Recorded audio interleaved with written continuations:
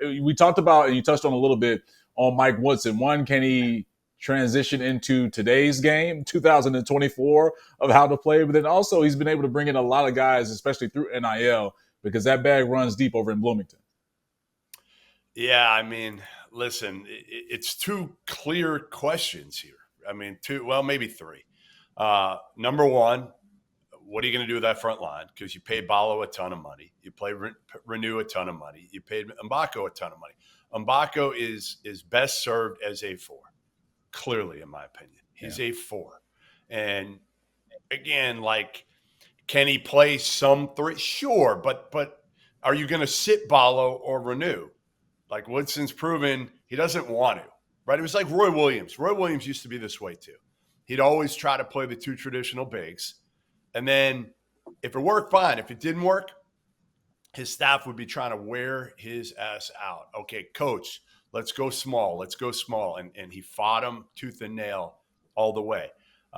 Will the staff be able to wear Mike Woodson down and convince him that, you know what, we need to play a little bit of small ball here and rotate, play Ballo or Renew, split the 40 minutes, maybe not 20-20, but do something like that. Number 2, are there enough shooters? Miles Rice comes in, Cannon Carlisle comes in. Obviously, Luke Goody, we know, can shoot the ball, but is he going to get on the court enough, or is he going to be the 8th man who plays 12, 15 minutes a game? And Rice and Carlisle need to make shots, and Mbako needs to make shots. So those are the 2 biggest things for me. But Indiana has the talent, guys. Like, there's no reason why this team shouldn't be in the top 3 in the Big Ten, shouldn't be in the second weekend of the NCAA tournament. But again, I've said it, those former NBA guys who come over to college, most of them do not succeed. Yeah, and it's a long history of those guys, a long list of names of those guys that don't have that success, Jeff. And so if you're looking at this Hoosiers team, as talented as they are, and as you spoke on, if they're not living up to expectations, and you have a situation where you're looking at Mike Woodson saying, why isn't this working? And I'm sure a lot of people with that NIL money, like, why are we paying these guys this amount of money, and not being able to have the success that we need? Not just finishing second in the conference. I'm sure the Hoosiers want to win the Big Ten and have an extended run in the NCAA tournament. The biggest thing is Woodson did everything that he was asked of in the offseason. Everything. Last year, he didn't have a backcourt. Last portal season, he was pretty much locked in with Xavier Johnson and Trey Galloway as his guards. That's not a championship backcourt. And then what ends up happening is you have a situation where Xavier ends up, punching people in the nuts every other game, getting thrown out of this game, being injured here. They won. I've said this so many times. They won 19 games without a backcourt. Yes, was that part of Woodson's fault? Absolutely. But the one thing that you have to do as a coach is you have to be able to look at your mistakes and improve on them. Did Mike Woodson do that in the offseason? Absolutely. What did he do? He went out and not only got 2 legit guard transfers, but he didn't go out and get these super seniors.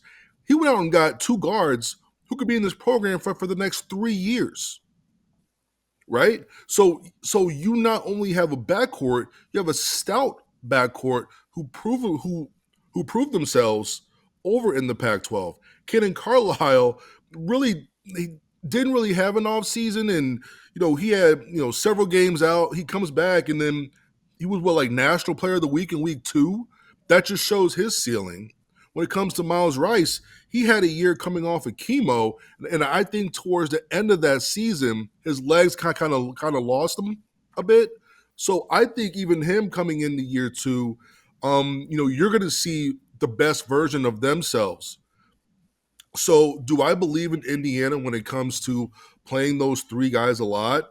No, I don't, because I don't think Ballo is as good as Khalil Ware, honestly. Not gonna lie. Agreed. But when it comes down to it, but when it comes down to it, I do agree, Jeff. They cannot play Renew and Ballo for extended periods. I would say if you want to give them between 5 and 8 minutes a game together, outside of that, they're split.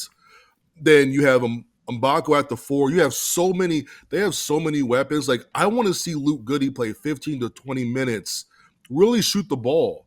Like, let him be Miller Kopp.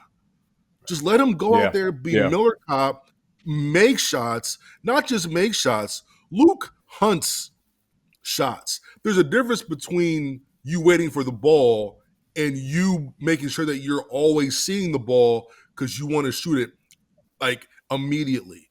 So being able to have so many, I don't see it failing, because not only if there's an issue with the lineups, this team is so deep with so many different types of players that they're going to be able to adjust as the season goes. I think one of the issues last year was Mike Woodson kind of wanted to make some adjustments, but with who? They had Gabe Cupps. They had Gabe Cupps playing 30 minutes a game as a freshman. Can't do it. Yeah. Put him in court. Crazy. Cannot win that way. You definitely can't win that way. Then you had like 2 or 3 fours who were kind of all the same. I mean, he really didn't have he didn't have a full set of tools. True. This toolbox is overloaded. And he's going to be able to mix and match in so many different ways where I don't think it can fail. I think this is one of those things where it's going to come down to, if there's just no chemistry, they'll go 500 at worst. If there's just no chemistry. But I think this is a team that can get to a second weekend. And as you guys know, get to a second weekend, maybe some luck in the other matchups. You're playing a 9, then you got to beat a 7, right? You never know how you can get to that Final Four. Like LaTulip, Illinois last year, was that a Final Four team? Just so happened that they were with UConn, right, in the Elite 8, right? I would have loved Illinois against any of the 3 other 1 seeds, so it's a bit of luck, but they could definitely get there.